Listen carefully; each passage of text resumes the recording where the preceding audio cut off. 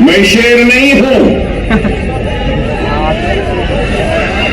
मैं मोहम्मद मुस्तफा सल्लल्लाहु अलैहि वसल्लम का गुलामों के गुलामों के गुलामों के गुलामों के गुलामों के जूतियों का दूल हूं। मैं शेर न हूं, ना मुझे शेर बनना है।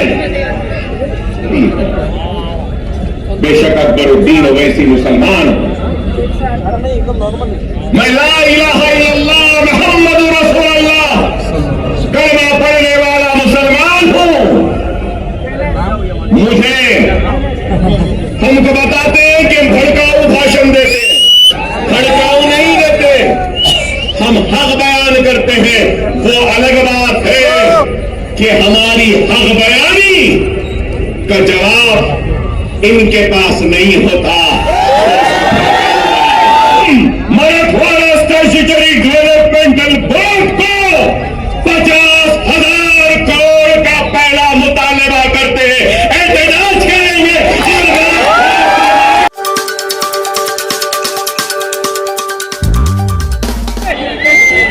फिर रखूंगा अवर की मानन, बल खाता हुआ घूमता फिरता गाछता गूंजता गाता हुआ बलबलों से बर्फ की मानिंद लहराता हुआ मौत के साए में रहकर मौत पर छाया हुआ, मौत के साए में रहकर मौत पर छाया हुआ नाम है मेरा तखय्युर, नाम है मेरा शबाब,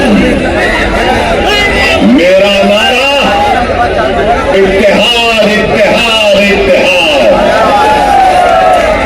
ये जोश मलियाबादी के गजल के अशार है और जोश साहब से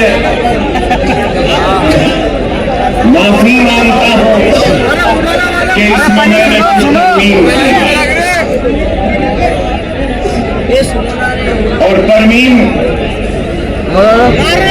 कहां की है कि काम है मेरा तगय्युर, नाम है मेरा शबाब, मेरा नारा इनकलाब इनकलाब इनकलाब।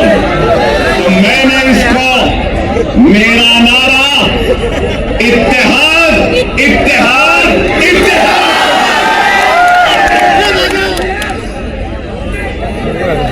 बेशक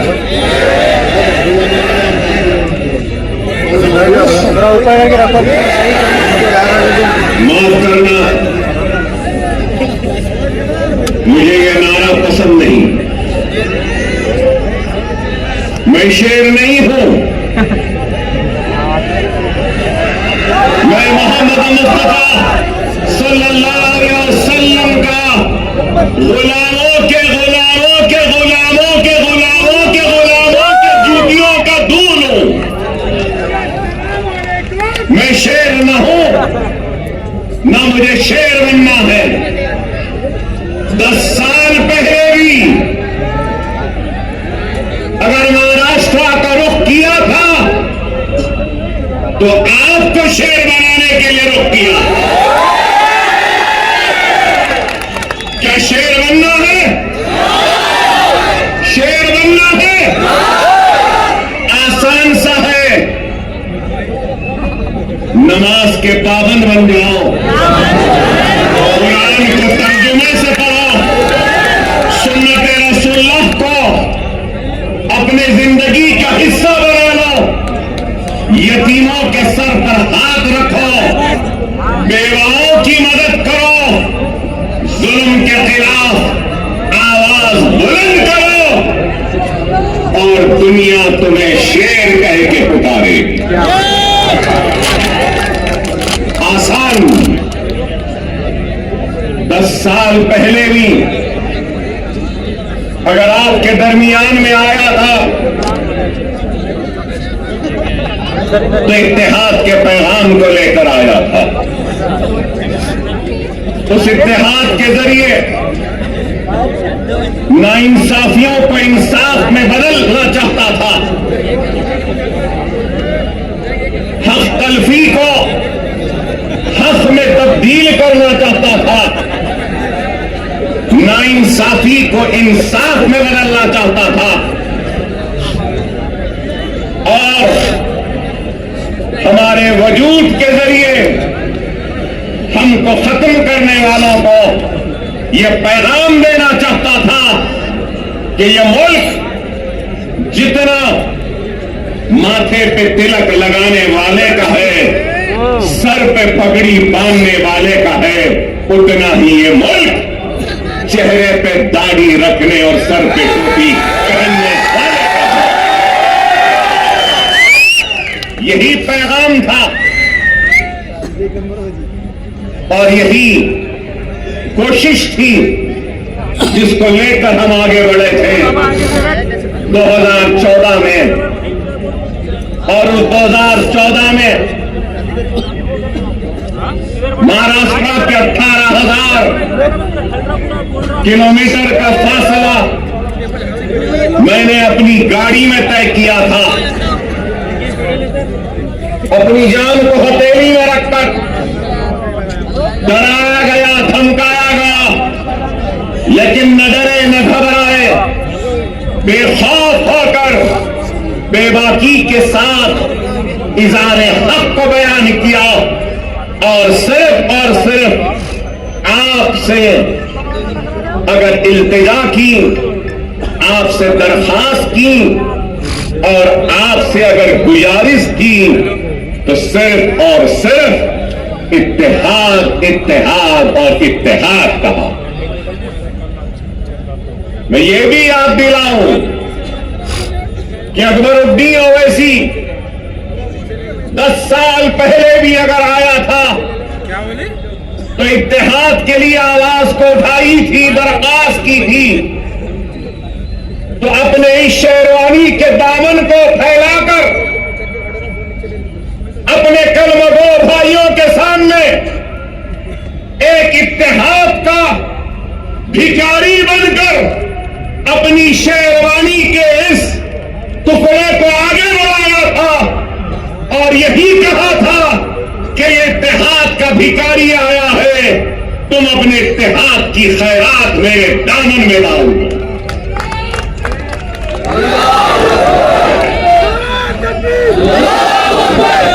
अल्लाह उसके रसूल की कसम, अकबरुद्दीन ओवैसी को अल्लाह ने इज्जत दी, शोहरत दी, नाम दिया, सब कुछ दिया, लेकिन एक बात कहूंगा,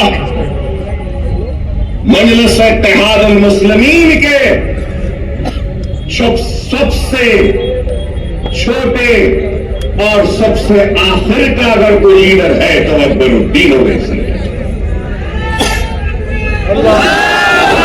न पहले बड़ा बनने की ख्वाहिश थी, न आज है। मैं तो सबसे छोटा हूं, आप सब मुझसे बड़े हैं और आप इनसे भी बड़े हैं और इनके बाद और आपके बाद में मैं हूं। अभी मिल्लत, इस चीज को याद रखो, इस चीज को याद रखो। क़यादत एक अजीम जिम्मेदारी है। अकबरुद्दीन ओवैसी, क़यादत एक अजीम जिम्मेदारी है और सदक़े दिल और बेग़र्ज़ होकर जो खिदमत करेगा तो अल्लाह उसकी क़यादत में उसमें काम और मजबूती देगा। क्योंकि मुझे मेरे वालिद और सालारे मिल्लत ने मुझसे कहा, क़यादत आसान नहीं, अगर क़यादत करना है तो वही सरगो तो बेग़र्ज़ बन जाओ। तो जब गर्ज वाले की तकलीफ का एहसास होगा, जब तुम्हारी क़यादत में गर्ज आ जाएगा तो फिर वह क़यादत मजबूत नहीं हो सकती। खुदारा इस बात को समझो, मिल्लत की फलाह व बहबूद, मिल्लत की तरक्की, मिल्लत की खुशहाली के लिए अपने जात की खुशियों की कुर्बानी देनी होगी। अगर क़यादत करने का अगर किसी को ज़ौक़ है यह शौक है। बगैर किसी लालच, बगैर किसी मफाद से अगर कोई आगे बढ़ता है तो अल्लाह सुब्हानहू व तआला उसको कामयाबी व कामरानी अता करता है। अगर आज मैं यहां खड़ा हूं तो लोग समझेंगे कि 10 बरस बाद अकबरुद्दीन ओवैसी आया है। तो याद दिलाना चाहता हूं, 10 बरस पहले इम्तियाज जलील नहीं थे, 10 बरस पहले वारिस पठान नहीं थे, 10 बरस पहले हमारे मालेगांव के एमएलए साहब नहीं थे, मुफ्ती साहब नहीं थे, 10 बरस पहले हमारे धुलिया के एमएलए नहीं थे। अरे मैं क़यादत बनाने आया था, क़यादत बनी, महाराष्ट्र की भागदौड़ इन जिम्मेदार हाथों के हवाले किया और इन जिम्मेदार हाथों ने इस क़यादत को आगे बढ़ाने की, ले जाने की बड़ी ही ईमानदारी के साथ, पूरे खुलूस के साथ कोशिश की। बैरिस्टर असदुद्दीन ओवैसी साहब की क़यादत में और आज 10 बरस बाद अगर आया हूं तो इस क़यादत को मजबूत करते हुए इनको आगे बढ़ाकर इनके पीछे मजलिस के झंडे को थामने के लिए आया। अकबरुद्दीन ओवैसी को कभी किसी चीज की ख्वाहिश व हसरत नहीं, हर वक्त यही पैगाम व दावत देता रहा, आज भी दे रहा हूं। आपकी सरजमीन से आओ, काबिल नौजवानों से दरखास्त है, नेक लोगों से दरखास्त है, वुकलाओं से, डॉक्टरों से, इंजीनियर से, मिल्लत का दर्द रखने वालों से इल्तिजा है, आओ, जज्बे को लेकर आओ, दियानत के साथ आओ, इखलास के साथ आओ, खुलूस के साथ आओ। मैं अपनी कुर्सी पर तुमको बिठाऊंगा और तुम्हारे कदमों के पास खुद बैठ जाऊंगा।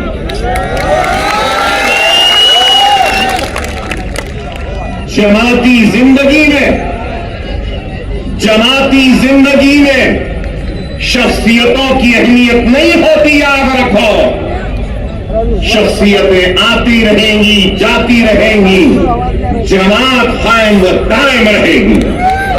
जमात की अहमियत है, अकबरुद्दीन ओवैसी की भी अहमियत नहीं है, जमात की अहमियत है और ये इत्तेहाद की अहमियत है। अगर ये इत्तेहाद है, जमात है, तो यकीन मानो हम शेर हैं। अगर ये इत्तेहाद नहीं, जमात नहीं, तो फिर कुछ भी नहीं। खुदारा समझो, आज इंतखाबात का वक्त है। इंतखाबी मैदान में कई जमातें, हजारों जमातें मैं कहूंगा, और शायद मैं गलत न हो तो विड्रॉल के बाद करीब 4000 से ज्यादा उम्मीदवार अपनी किस्मत आजमा रहे हैं। 4000 से ज्यादा बेशुमार जमातें। 10 साल पहले बीजेपी थी, शिवसेना थी और राष्ट्रवादी कांग्रेस थी, कहीं पर समाजवादी पार्टी भी थी। लेकिन आज कांग्रेस है, 2 एनसीपी है, पवार एनसीपी, शरद पवार, अजित पवार एनसीपी, 2 शिवसेना है, शिंदे सेना, ठाकरे सेना।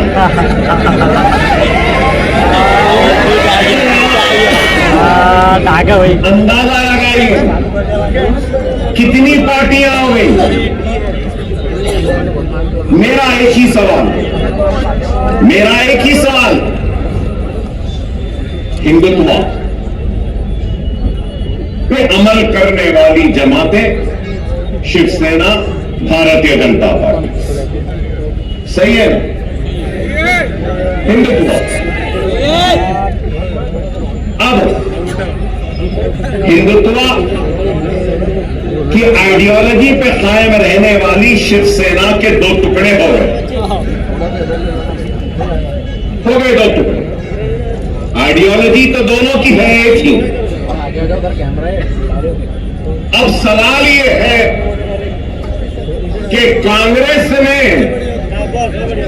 उद्धव ठाकरे से इत्तेहाद किया, पवार ने उद्धव ठाकरे से इत्तेहाद किया और एक 3 पार्टियों का एक गुट बना।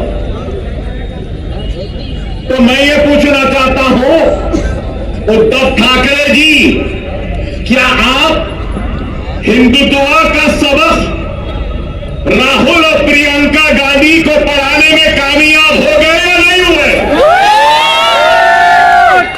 मेरा सवाल है, राहुल और प्रियंका, क्या आप कांग्रेस के सेक्युलरिज्म का सबक पढ़ाने में उद्धव ठाकरे को कामयाब हुए या नहीं हुए?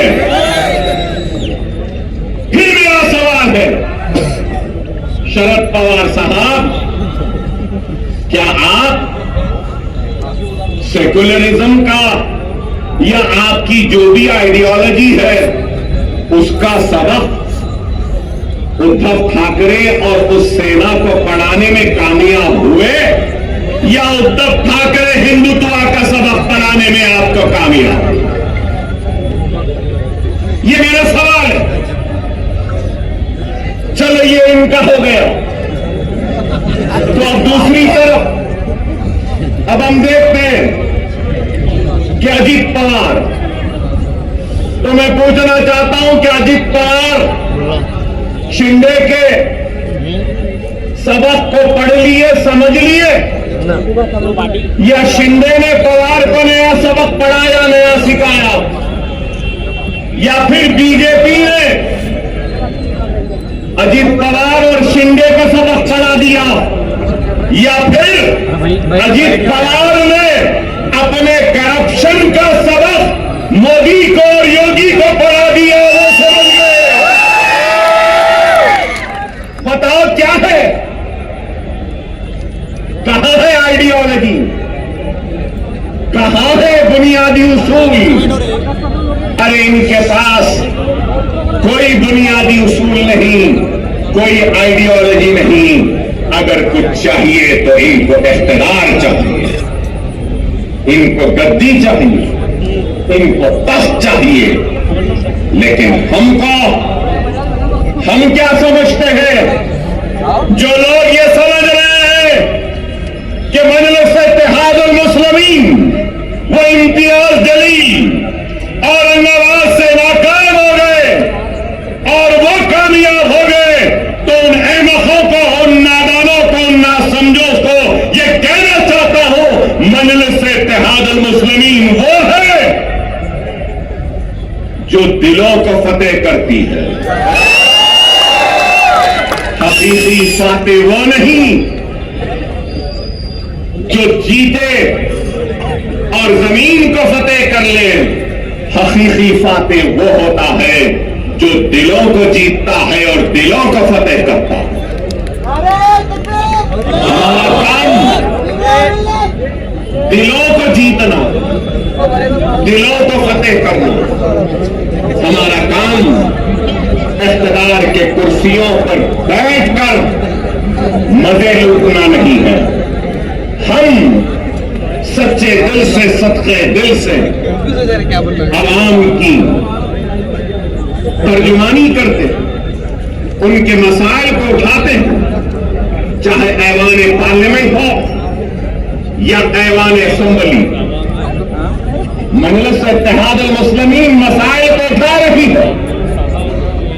मजलिस इत्तेहादुल मुस्लिमीन बेशक मुसलमानों की आवाज बनती है, मुसलमानों के मसाइल को उठाती है, लेकिन उसके साथ हर मजलूम की आवाज भी बनती है, दलितों की भी आवाज बनती है, तो हर किसी की आवाज बनती है, बैकवर्ड क्लास की बनती है, ओबीसी की बनती है, मराठा समाज की बनती है, तो हर समाज की आवाज बनती है। बेशक अकबरुद्दीन ओवैसी मुसलमान, मैं ला इलाहा इल्लल्लाह मुहम्मदुर रसूलुल्लाह कलमा पढ़ने वाला मुसलमान हूं। मुझे नाज है मुसलमान होने पर, तो मुझे फख्र है हिंदुस्तानी होने पर। मैं फख्र से कहता हूं कि मैं हिंदुस्तानी। हम हर एक के मसाइल उठाते, यहां पर बैठे हमारे दलित समाज के लोग, दूसरे समाज के लोग, बैकवर्ड क्लासेस के, मुसलमान भी, हर कोई है। मैं यही बात कहना चाहता हूं, हां मुसलमान की आवाज बनकर मुसलमान के मसाइल को उठाते हैं। मैं उठाता हूं, मुझे शर्मिंदगी नहीं है इस बात का इकरार करते हुए कि मुसलमान हूं, मुसलमानों की आवाज बनता हूं, मुसलमान की तकलीफ को बयान करता हूं, मुसलमान की हक तलबी पे लड़ता हूं, मुसलमान की हक की लड़ाई लड़ता हूं और नाइंसाफी पर आवाज को बुलंद करता हूं। इसलिए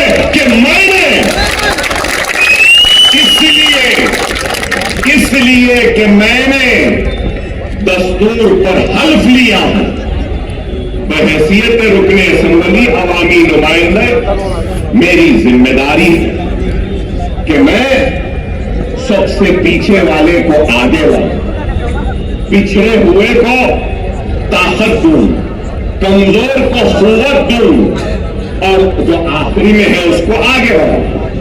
क्या लीडर की ये जिम्मेदारी नहीं? क्या कोई ये इस बात से इनकार कर सकेगा कि हिंदुस्तान की सबसे बड़ी अक़लियत मुसलमान रोजी रोटी, कपड़ा, मकान, तालीम, खुशहाली में सबसे पीछे है? और आज हमारी कोशिश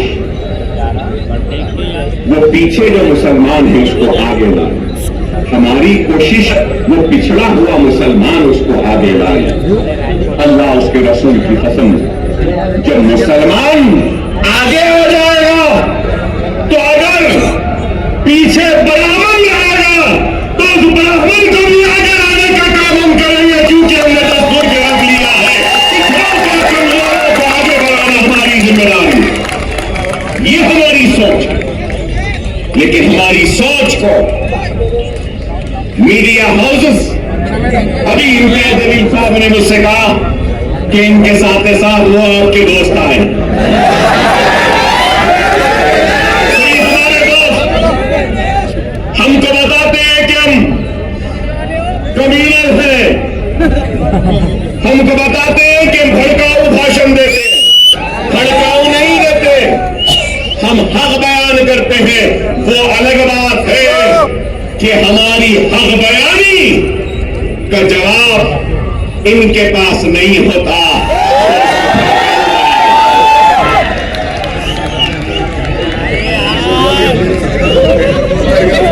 आज ही मैंने न्यूज चैनल में देखा जिसमें योगी आदित्यनाथ ने अपनी तस्वीर में कहा कि बटोगे तो कटोगे। लोग काफी एतराज कर रहे हैं उस बात पर, मगर मैं ये कहूंगा, बीफ के नाम पर, मॉब लिंचिंग के नाम पर, घर वापसी के नाम पर, सर पे टोपी पहनने के नाम पर, दाढ़ी पालने के नाम पर जो तुम काट रहे हो, क्या ये तुम्हारी नफरत हिंदुस्तान के सबसे बड़ी अक़लियत से, क्या ये मुल्क को कमजोर नहीं कर रही है?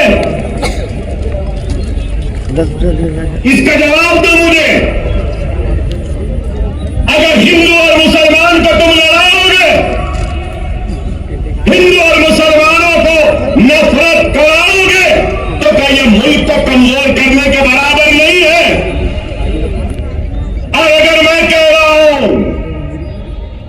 अकबर ओवैसी मुसलमान, ला इलाहा इल्लल्लाह मोहम्मद रसूलुल्लाह कलमा पढ़ने वाला मुसलमान इस मुल्क का किराएदार नहीं है। मैं कह रहा हूं नरेंद्र मोदी, क्या योगी जितना तेरा हिंदुस्तान है उतना मेरा भी हिंदुस्तान है। हिंदुस्तान न तेरी जागीर है न मेरी जागीर है।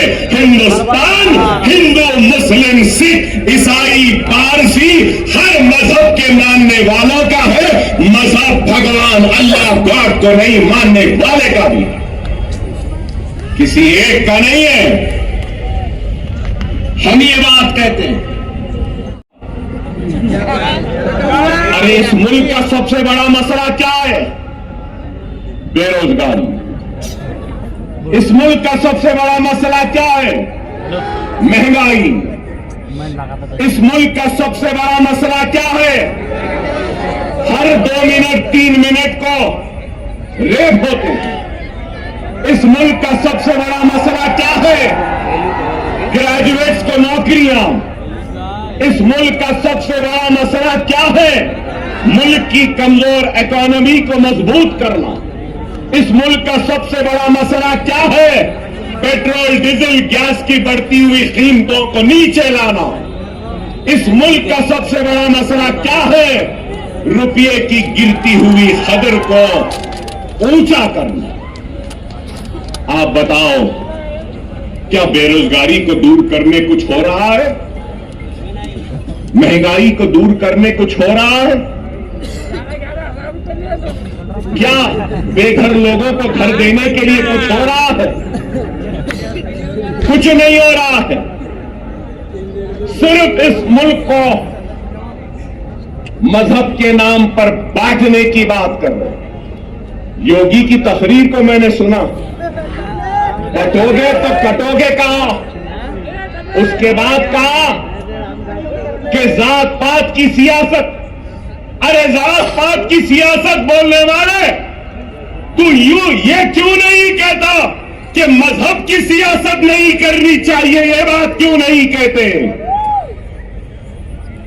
ये तो मजहब की सियासत करेंगे, नफरत के बीज को बोते जाएंगे, असल मसाइल से तवज्जो हटाते रहेंगे।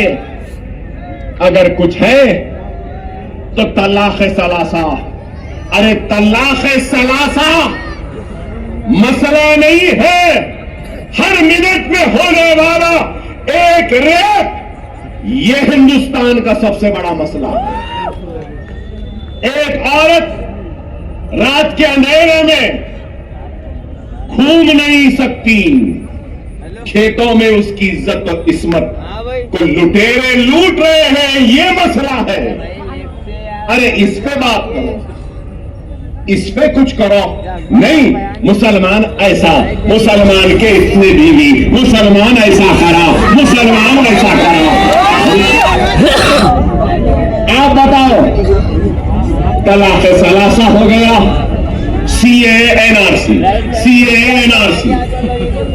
पार्लियामेंट में थे इम्तियाज जलील साहब, हर मसले पर। अरे आप बताओ, आज मैं यहां खड़े होकर कह रहा हूं, जिम्मेदारी के साथ कह रहा हूं, मजलिस इत्तेहाद अल मुस्लिमीन के एक जिम्मेदार लीडर की हैसियत से कह रहा हूं और ये ऐलान कर रहा हूं कि मराठा समाज के लिए जो रिजर्वेशन की तहरीक चला रहे हैं, उनके लीडर, मैं उनसे कहूंगा, हमारा पूरा साथ आपके साथ है, आपके साथ है। हम पूरी कोशिश करेंगे, मगर उसके साथ ही साथ मैं ये भी कहूंगा, इत्तेहाद होता है ना, तो इत्तेहाद बैनुल मजलूमीन होना चाहिए। इत्तेहाद बैनुल मजलूमीन होना चाहिए। हिंदुस्तान में जुल्म का शिकार अगर कोई है तो वो मुसलमान है। हिंदुस्तान में जुल्म का शिकार अगर कोई है तो वो दलित है। हिंदुस्तान में जुल्म का कोई है तो वो पसमानदा तबकात है। चलो आओ, मराठा, दलित और मुसलमान इत्तेहादुल बैनुल मज़लूमीन बन जाते हैं और अपने जुल्म के खिलाफ आवाज को बुलंद करते हैं।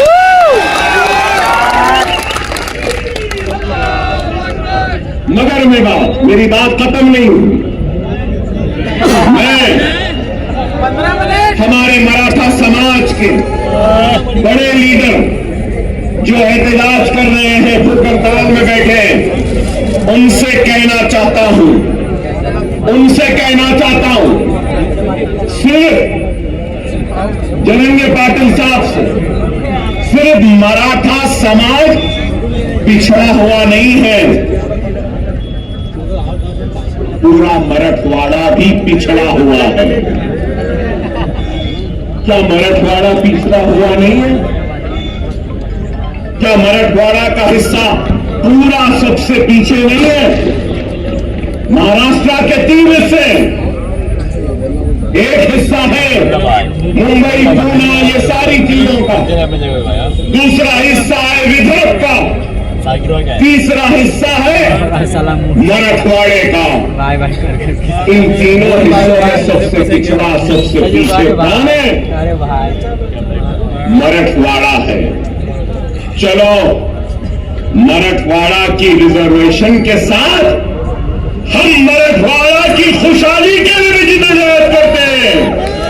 30 साल पहले यहां बैठे हैं मेरे मराठा भाई बहुत है।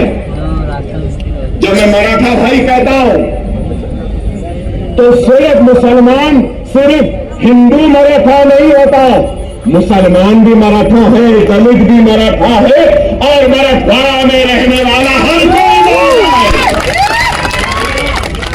अब मैं कहता हूं 30 साल हुए, मीडिया वाले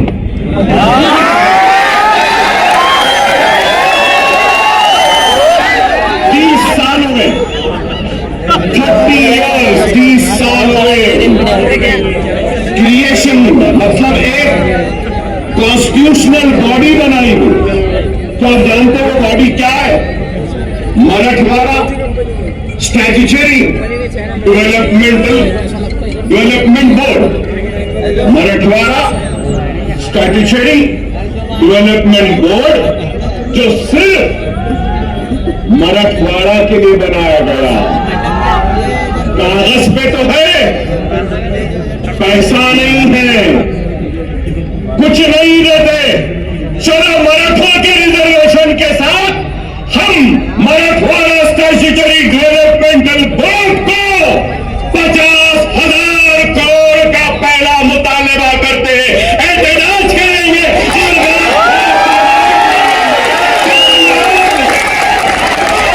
क्या तैयार हो? मराठवाड़ा का किसान खुदकशी कर रहा है, मराठवाड़ा के लोग पानी के लिए तरस रहे हैं, मराठवाड़ा के लोग दवाखानों के लिए तड़प रहे हैं, दवाखाने नहीं है। 100-100, 200 किलोमीटर को जाना पड़ता है। पूरे मराठवाड़ा में सुपर स्पेशलिटी की 1 या 2 दवा। क्या चाहिए? एक गरीब को क्या चाहिए? रोटी, बीमारी पर इलाज का इंतजाम आज है या नहीं बताओ? क्या नाम के बदलने से रोजी मिल जाएगी? क्या नाम के बदलने से रोटी मिल जाएगी? क्या नाम के बदलने से किसानों की खुदकशी रुक जाएगी? क्या नाम के बदलने से पानी की प्यास मिट जाएगी? क्या नाम के बदलने से क्या बीमार को शिफा मिल जाएगी? क्या नाम के बदलने से कर्जदार किसान के कर्ज दूर हो जाएंगे? नाम में क्या रखा है?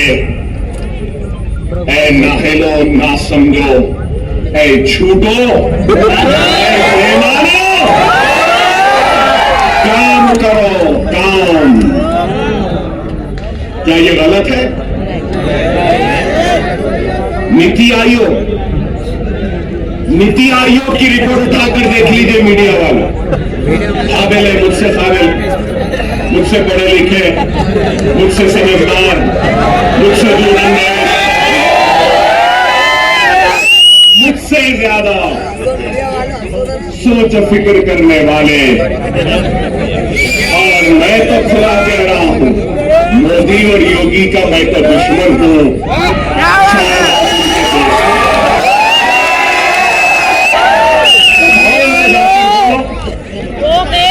नीति आयोग क्या कह रहा है? नीति आयोग की लेटेस्ट रिपोर्ट कह रही है मेरे मराठा भाइयों कि सबसे पिछड़ा हुआ जीएसडीपी कम है, रोजाना की कमाई, पानी नहीं मिल रहा है, बीमारी के लिए तड़प रहे हैं। नीति आयोग कह रहा है कि वो मराठवाड़ा का रीजन, मैं इम्तियाज अली साहब से भी कहूंगा, हिमाचल की तरक्की के लिए मजलिस आई है। आप पार्लियामेंट में थे तो आप भी रहे, अब आप आओ, मैं भी आपके साथ हूं। हम मराठवाड़ा की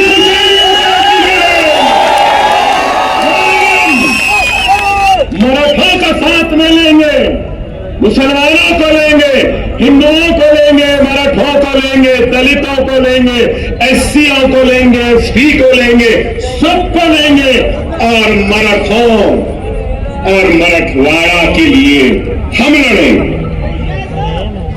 क्या मेरी बात से आप राजी हैं? राजी है? मेरी बात सही है? सही है? तो नारे तकबीर, नारे तकबीर, नारे तकबीर।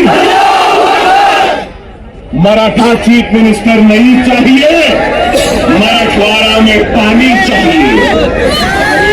मराठा मिनिस्टर नहीं चाहिए, मराठा को नौकरियां चाहिए। मराठा वो क्या कहते हैं, guardian minister, Maratha guardian minister नहीं चाहिए।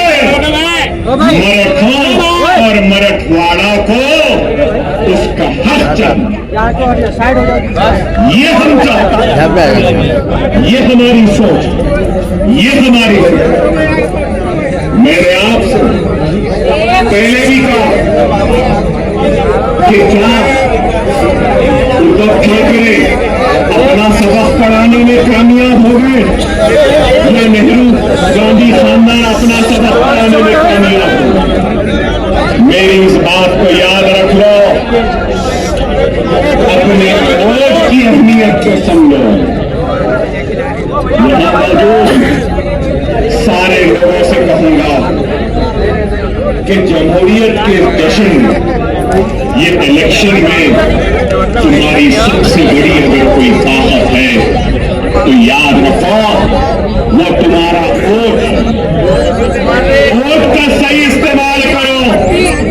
अगर वोट का गलत इस्तेमाल करोगे तो नहीं मालूम कौन तुम्हारे वोट को ले जाकर हिंदुत्व के दामन में उनके कदमों में डाल दे। क्या गारंटी है? पूरी गारंटियों का दौर चल रहा है। हमारे पास भी 6 गारंटी आई, कर्नाटक में भी गारंटी आई, हरियाणा में भी गारंटी आई। मिस्टर मोदी ने कहा कि मोदी की गारंटी, ठीक है भाई, वहां भी गारंटी, यहाँ भी गारंटी, इनकी भी गारंटी, उनकी भी गारंटी, चाय वाले की भी गारंटी।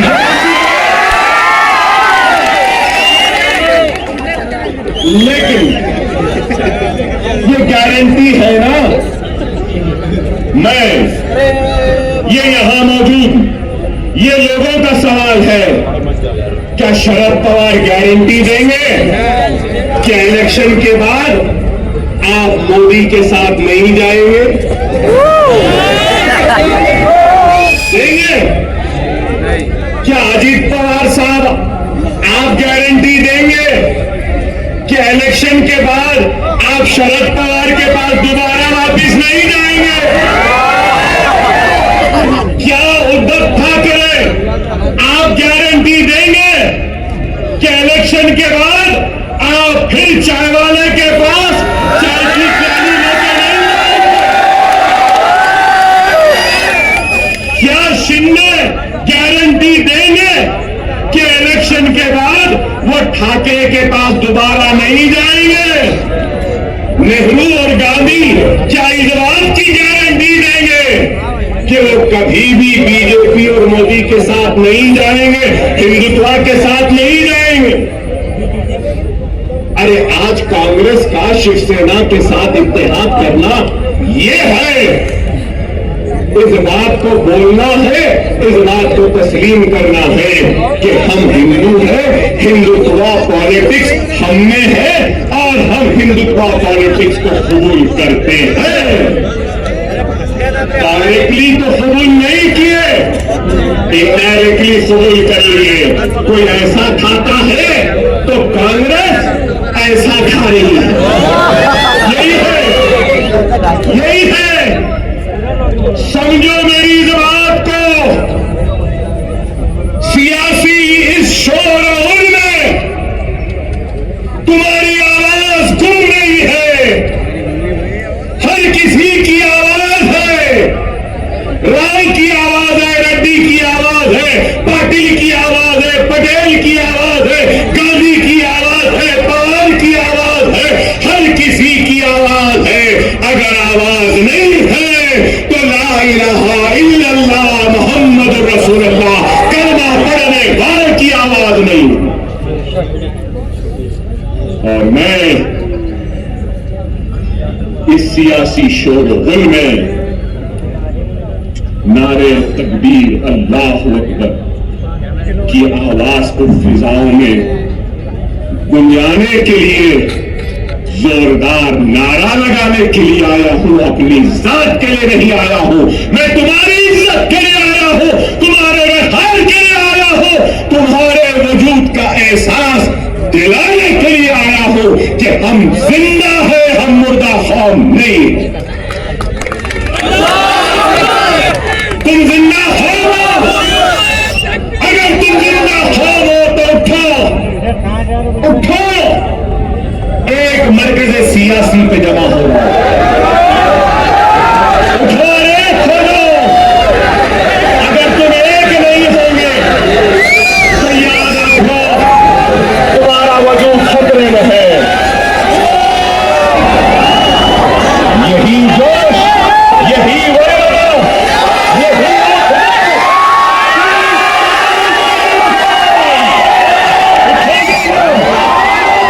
उठोगे ना?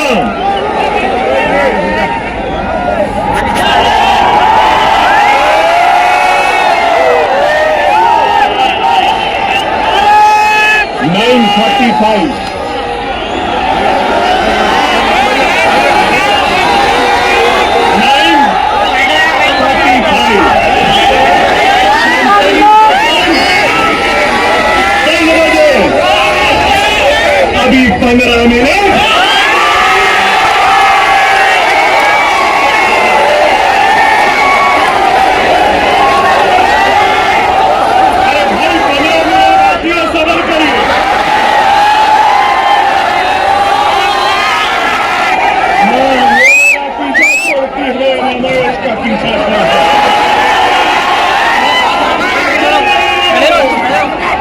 मगर क्या जुल्म है। नारे तकबीर, नारे तकबीर, नारे तकबीर। अल्हम्दुलिल्लाह, अल्हम्दुलिल्लाह। मेरी बात को समझो, वक्त नाज़िर है। हमारा सबसे अव्वलीन फरीदा क्या है? क्या है? महाराष्ट्र में बीजेपी और शिंदे सेना और अजीत पवार के हुकूमत को शिकस्त देना, हराना है। उसके साथ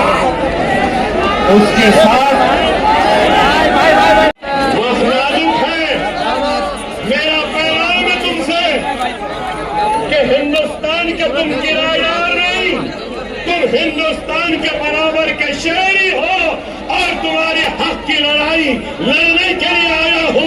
तुम्हारा ताउन चाहिए, तुम्हारी दुआएं चाहिए, तुम्हारा साथ चाहिए, तुम्हारा जोश साथ चाहिए, तुम्हारा होश चाहिए। ताउन दोगे? क्या तुम्हारी ताकत दोगे? क्या तुम्हारा इत्तेफाक दोगे? अगर मैं इस आवाम से इत्तेफाक की अपील कर रहा हूं तो मजलिस इत्तेहादुल मुस्लिमीन से किसी भी वजह से दूर होने वाले हर फर्द, हर मर्द, हर खवातीन और आयत से अपील करता हूं कि आओ इस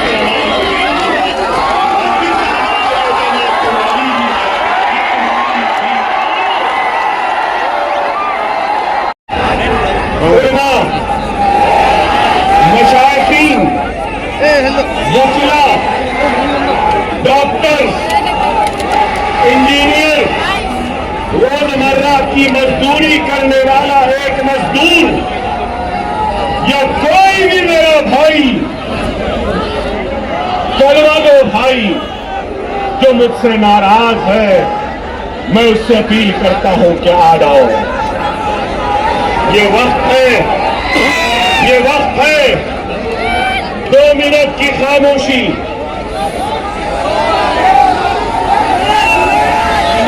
2 मिनट की खामोशी।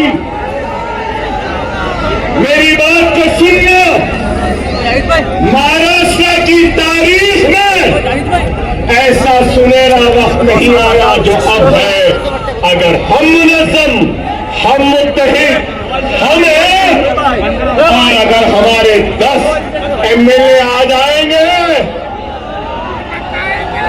ना ठाकरे, ना शिंदे, ना गांधी, ना कोई, हमारी मर्जी, हमारी इजाजत के बगैर कोई भी तख्त पे नहीं रह सकता।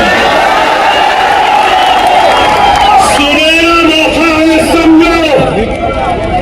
तुम बादशाहगर हो, तुम क्या हो? बादशाहगर हो। जिसको चाहे तख्त पे बिठा सकते हो, जिसको चाहे तख्त पे औला लिटा सकते हो। समझो जवाब को। मैं किसी का नाम नहीं ले रहा हूं, मगर हर एक से अपील कर रहा हूं। ये तुम्हारी जमात, ये तुम्हारी अपनी जमात। अगर तुम, एक बात कहूंगा, एक बात कहूंगा, एक बात सुनो, सुनो मेरे भाई। एक बीज होता है ना, बीज को जमीन में बोते हैं ना। जमीन में बोने के बाद अपने पसीने से, अपने खून से उस जमीन को सेंचते। वो बीज एक पौधे का शक्ल इख्तियार करती है। फिर उसके बाद वो पौधा एक दरख्त बनता है और दरख्त बनने के बाद उस दरख्त में क्या आते हैं? फल आते हैं। फल। ये वक्त सुनो, ये वक्त सुनो। हमने बीज बोए